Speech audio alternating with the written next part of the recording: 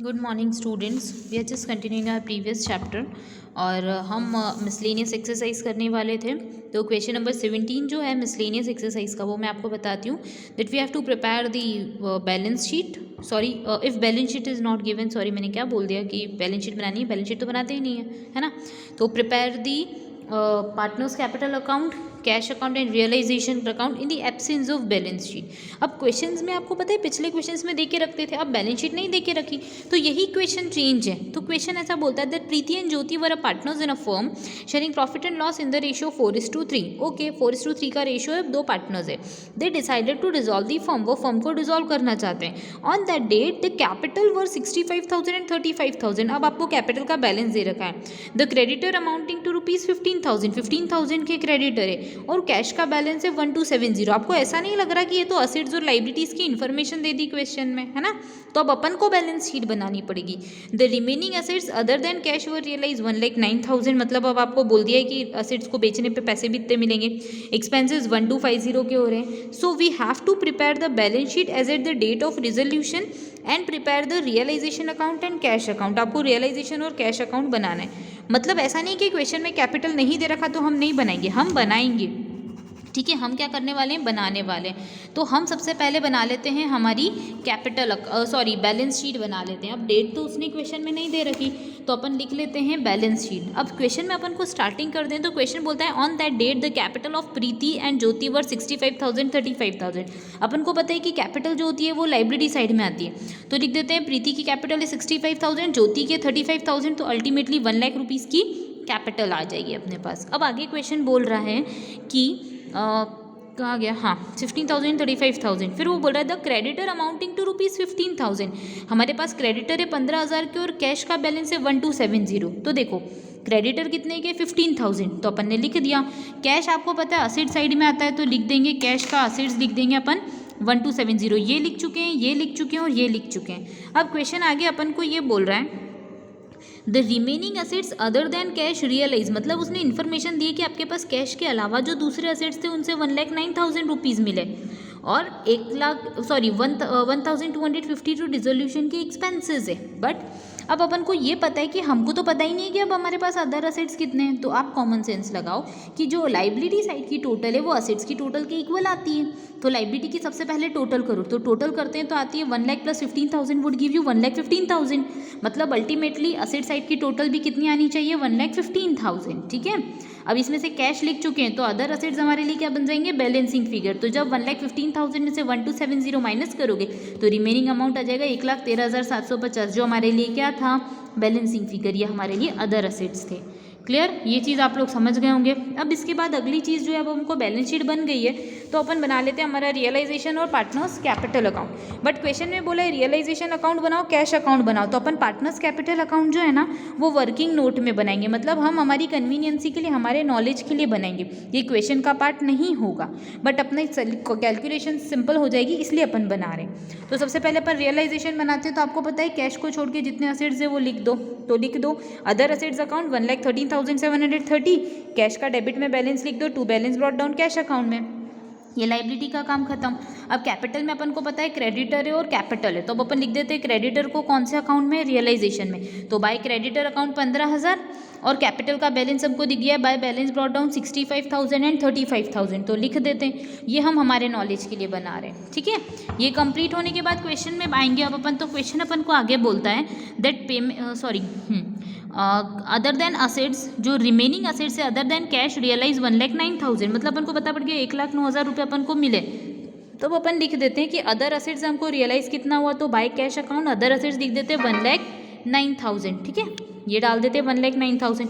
यहाँ पे credit side में गया यानी कैश अकाउंट में डेबिट साइड में आएगा, तो टू रियलाइजेशन अकाउंट लिख देते हैं 1,09,000। ठीक है, अब तो कैश में डाल दिया अपन ने 1,09,000। अब आगे आते हैं तो क्वेश्चन ऐसा बोलता है दैट कहाँ गया, हाँ 1,09,000 and expenses of dissolution 1250। Okay, तो अब क्वेश्चन ने बोला कि हमने हमारे 1250 के एक्सपेंसेस है, तो अब क्वेश्चन में देखो आप क्रेडिटर कितने के 15,000, तो वो अपन को पे करने हैं। तो सबसे पहले लिख दो टू कैश अकाउंट, पेमेंट करेंगे तो क्रेडिटर के डाल दिए 15,000 और एक्सपेंसेस के डाल दिए 1250, तो अल्टीमेटली अपने पास हो जाते हैं 16,250।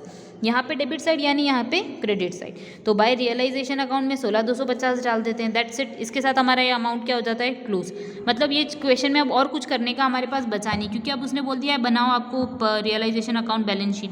तो सबसे पहले अपन कौन सा अकाउंट क्लोज करेंगे, रियलाइजेशन। तो रियलाइजेशन की टोटल आती है इधर की 1,29,980, ठीक है। और डेबिट साइड की टोटल, सॉरी क्रेडिट की टोटल करते हैं तो दोनों के बीच में बैलेंसिंग फिगर कितना आता है 5980। आप ये करोगे ना तो आपको पता पड़ जाएगी डेबिट की टोटल क्रेडिट की टोटल के बीच का डिफरेंस कितना आ गया 5980।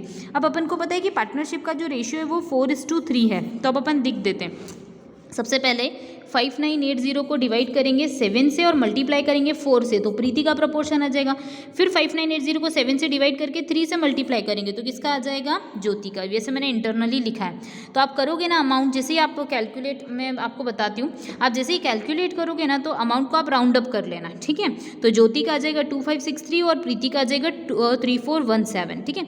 टोटल करा, ये अमाउंट यहाँ पे क्रेडिट में यानी कि पार्टनर्स कैपिटल में डेबिट में आने वाला है, तो लिख देते हैं to realisation account 34172563, that's it. जैसे ये अमाउंट क्लोज होता है इसके बाद अपन बनाते हैं सेकंड क्लोजिंग करते हैं पार्टनर्स कैपिटल की। तो पार्टनर्स कैपिटल को क्लोज करते हैं तो क्रेडिट साइड में अपने पास चीज़ें आ गई, बैलेंस अपन ने डाल दिया रियलाइजेशन का डेबिट साइड में, तो बैलेंसिंग फिगर अपने पास आ जाता है कहाँ पर, डेबिट साइड में। तो क्रेडिट की टोटल में से डेबिट की टोटल माइनस करते हैं तो प्रीति का आता है 61,583 और ज्योति का आता है 2,2,437। होप आपको ये तो पता होगा कि बैलेंसिंग हमने कैसे करी, इतने सारे क्वेश्चन सॉल्व कर लिए तो कि 65,000 में इधर की टोटल 3,417 माइनस करने पे 61,583 आया। वैसे ही 35,000 में से 2,583 माइनस करने पे 3,2,437 आया है। अब यहाँ पे ये चीज़ डेबिट में है तो यहाँ पर ये चीज़ काय में चली जाएगी, क्रेडिट साइड में। तो लिख देते हैं बाय प्रीतिस कैपिटल अकाउंट, प्रीति का बैलेंस है 61,583, लिख देते हैं 61,583। ज्योति का है 32,437, तो लिख देते हैं 32,437। अब डेबिट की टोटल करो, क्रेडिट की टोटल करो, अगर टोटल मैच हो जाती है मतलब अपना सोल्यूशन सही है। तो टोटल हो जाती है हमारे पास 110,270 और इधर की भी 110,270। इसी के साथ हमारा ये कॉन्सेप्ट जो है वो समझ में आता है आपको, रियलाइजेशन का अकाउंट बनाना कैसे प्लस मिसलेनियस में कैसे काम करते हैं, ठीक है। अब मैं आपको एक नया कॉन्सेप्ट बता रही हूँ बेटा, जो क्वेश्चन नंबर 18 जो है वो हम पढ़ना सीखते हैं। तो क्वेश्चन नंबर 18 में एकदम नया कॉन्सेप्ट है, ये अपन सॉल्व करते हैं। तो क्वेश्चन नंबर 18 बोल रहा है अपन को that A B and C were equal partners in a firm, मतलब 3 पार्टनर्स जो हैं वो क्या हैं, इक्वल हैं। अब वो बोल रहा है they dissolve the firm on 31 December 2017, the balance sheet were as follows, balance sheet दे दी। अब ये क्वेश्चन मैं आपको इसलिए करा रही हूँ क्योंकि अभी तक आपने देखा कैपिटल का बैलेंस हमेशा लाइबिलिटी साइड में, पर इसका तो असेट साइड में। अब क्या करेंगे, तो वही चीज़ है ना। अब अपन क्वेश्चन पढ़ते हैं, अपन को पता पड़ता है इट इज़ डिसाइडेड, सॉरी हाँ क्वेश्चन अपन को यही बोलता है कि दे डिसॉल्व दी फर्म। यहाँ पढ़ने के बाद अपन सबसे पहले बना लेते हैं हमारा रियलाइजेशन अकाउंट। तो बनाते हैं रियलाइजेशन अकाउंट। रियलाइजेशन का फॉर्मेट होता है आपको पता ही है, पर्टिकुलर अमाउंट। साइमल्टेनियसली अपन बनाएंगे कौन सा अकाउंट, पार्टनर्स कैपिटल अकाउंट। अब लिख देते हैं अपन particular A B C, particular A B C. अब देखते हैं, स्टार्टिंग करते हैं। क्वेश्चन अपन को ऐसा बोल रहा है कैश एट बैंक 2000, तो अपन hand to hand cash account भी बना लेते हैं। तो कैश अकाउंट बनाते हैं, कैश अकाउंट, फिर उसके बाद लिख देते हैं पर्टिकुलर अमाउंट। अब देखो सबसे पहले हमको असेट साइड में दिख रहा है कैश, तो कैश लिख देते हैं कहाँ पे, असेट्स अकाउंट, कैश अकाउंट में डेबिट साइड पे। तो लिख देते हैं टू बैलेंस ब्रॉट डाउन, कितने रुपए का कैश दिखा हमको 2000, तो अपन लिख देते हैं। अब इसके बाद अपन को बोल रहा है सन्ड्री असेट्स 52,000, तो ये कहाँ पर आ जाएंगे, रियलाइजेशन में। तो लिख देते हैं टू सन्ड्री असेट्स और लिख देते हैं कितने रुपए 52,000। अब इसके बाद दिखा अपन को सी की कैपिटल। अब आप क्या करोगे बेटा, तो ये चीज़ याद रखो, ये कैपिटल है ना, मतलब जाएगा तो कैपिटल अकाउंट में, ये तो पता है। अब ये है राइट साइड पे, मतलब कैपिटल अकाउंट में कहाँ पे जाएगा, डेबिट साइड पे। तो लिख देते हैं टू बैलेंस ब्रॉट डाउन। ए का है नहीं, बी का है नहीं, बट सी का है। सी का कितना है 1500, बस इसमें यही नया कॉन्सेप्ट था, बाकी कुछ नहीं था। अपोजिट साइड चला जाएगा। अब देखो लाइबिलिटी साइड में दिखा सन्ड्री क्रेडिटर्स, तो लिख देते हैं कहाँ पे, credit side of realisation account. तो लिख देते हैं बाय सन्ड्री क्रेडिटर्स अकाउंट। कितने रुपए हैं 18,000 तो लिख देते हैं 18,000। फिर दिखा कैपिटल का बैलेंस, देखो कौन सी साइड पे, लेफ्ट साइड, यानी कि कैपिटल अकाउंट में कौन सी साइड पे जाने वाला है, क्रेडिट साइड पे। तो बाय बैलेंस ब्रॉट डाउन, ए का कर दिया अपन ने 25,000, बी का कर दिया 12,500 और सी का तो कुछ है ही नहीं। अब आप देखिए वो बोल रहा है it is decided that A will take over the sundry assets at ₹48,000। अब हो गई दिक्कत, क्योंकि अब तो अभी तक अपन ने सीखा था कि कैश में देता है पर्सन, कैश अपन को मिलता है, बट अब कंडीशन हो गई चेंज। तो कंडीशन चेंज होने से कुछ नहीं होता है, आप ध्यान रखिए। जैसे यहाँ पे असेट्स लिखे हैं, मतलब इनको रियलाइज कहाँ करना है, क्रेडिट साइड में। तो लिख देते हैं अपन बाय, पहले क्या लिखते थे, कैश मिलता था तो कैश अकाउंट लिखते थे। अब पार्टनर ले रहा है तो पार्टनर की कैपिटल लिख देंगे by S capital account, that's it, और कुछ नहीं। और ब्रैकेट में लिख देते हैं क्या, सन्ड्री असेट्स। सन्ड्री असेट्स किसने ले लिए, ए ने ले लिए, और कुछ नहीं, बस इसमें कैश की जगह उस पर्सन का नाम आ गया जिस पर्सन ने लिया, मतलब बेसिकली जिस अकाउंट से अपन सेटल कर रहे हैं उस अकाउंट का नाम आ गया 48,000। अब यहाँ क्रेडिट है, यानी कि यहाँ पे कहाँ चला जाएगा, डेबिट साइड में। तो लिख देते हैं अपन टू रियलाइजेशन अकाउंट। ए ने कितने ले लिए, 48,000 के असेट्स ले लिए। क्लियर। अब आगे क्वेश्चन अपन को ऐसा बोल रहा है एंड लाइबिलिटीज एट ₹17,000, और लाइबिलिटी कितने रुपए की हो गई है बेटा, 17,000 की। The partner will adjust the account between themselves on cash basis, close the books of the firm. अब उन्होंने बोला है लाइबिलिटी एट ₹17,000, लाइबिलिटी को काय पे ले लिया है, 17,000 पे। तो अब अपन ने क्या करा, बाय क्रेडिटर थी 80,000 और लाइबिलिटीज़ को भी ले लिया उसने 17,000 पे। तो लिख देते हैं क्या, लाइबिलिटीज़ हो गई 17,000 पे, यानी कि ये भी ए ने ले लिए तो टू एस कैपिटल अकाउंट इन्होंने ले लिया। यहाँ पे लिख दिया क्रेडिट डेबिट साइड पे, तो यहाँ पे आ जाएगा क्रेडिट साइड पे। तो लिख देते अपन बाय रियलाइजेशन, ए ने ले लिया 17,000 का, दैट्स इट। अब इसके बाद अपन इस अकाउंट को क्या कर देते हैं, क्लोज कर देते हैं। तो इधर की टोटल अब अपने पास टोटलिंग कर लेते हैं और बैलेंसिंग फिगर निकालते हैं। तो बैलेंस आता है कि डेबिट की टोटल आती है 69,000, क्रेडिट की टोटल आती है 66,000। तो ये बैलेंसिंग फिगर काय में चल जाएगा, पार्टनर्स कैपिटल में। तो पार्टनर्स कैपिटल में ए को भी जाएगा, बी को भी जाएगा, सी को भी जाएगा। अब मेरे पास स्पेस नहीं है, आप लोग लिख लेना। 3,000 को इंडिविजुअली डिस्ट्रीब्यूट करेंगे तो एक को 1,000, एक को 1,000, एक को 1,000 मिल जाएगा, और यहाँ पे चला जाएगा 3,000। यहाँ पे क्रेडिट यानी कि यहाँ पे डेबिट, तो लिख देते हैं टू रियलाइजेशन अकाउंट। ए को चला गया 1,000, बी को चला गया 1,000 और सी को चला गया 1,000, दैट्स इट। ये चीज़ ध्यान रखिएगा। अब इसके बाद जो अपन को करना है काम वो ये कि अब अपन को अकाउंट कौन सा क्लोज करना है, पार्टनर्स कैपिटल। तो पार्टनर्स कैपिटल को क्लोज करने से पहले अपन देख लेते हैं कि यहाँ पे टोटल हमारे पास कितनी आ रही है। तो देखो पार्टनर्स कैपिटल में यहाँ पे ए की टोटल देखते हैं, तो यहाँ की टोटल आती है 48,000 + 1 यानी कि 49,000 इधर आनी चाहिए, और इधर कितनी आ रही है हमारे पास 7, 5, 12, 2, 3, 4, 42,000, यानी बड़ी टोटल 49,000 है।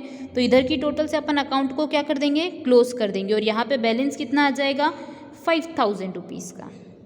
सॉरी 49 में से 2 गया तो 7 बचा ना। By cash account, cash account में कितने रुपए लिख देंगे, 7,000। यहाँ पे क्रेडिट में आया यानी कि कैश अकाउंट में कहाँ चला जाएगा, डेबिट साइड में। तो लिख देते हैं टू एस कैपिटल अकाउंट, कितने रुपए चले गए, 7,000 रुपीज़। ठीक है।